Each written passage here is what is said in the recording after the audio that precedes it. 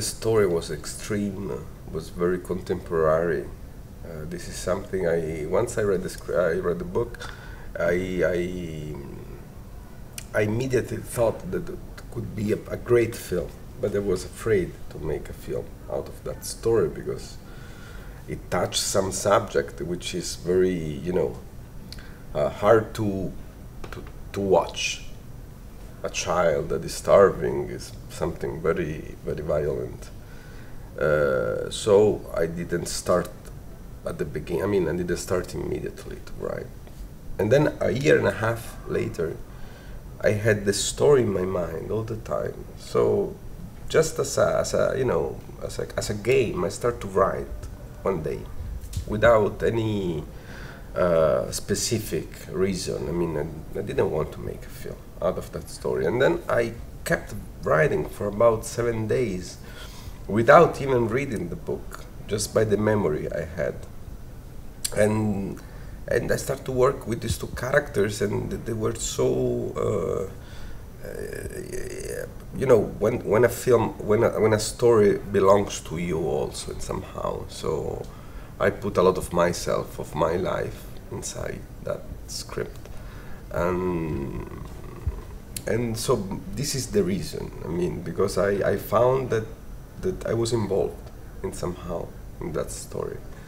And I believe once you see or you read a story like that, you never forget. And I believe this is a value for a film. Was it important to you to make audience identify with him or her? But the movie changed point of view all the time. So you start with the point of view of Mina, which is the main character of the film, of course, our hero. And then you go to the point of view of Jude, which is the man. And then in the third part you go back with Mina and you see whatever happens in her mind and somehow. So whatever you see is not real. It's what she sees. But for sure, what my goal, my main goal, was that the audience leave the theater and the day after think of Mina, because she's someone who sacrificed her life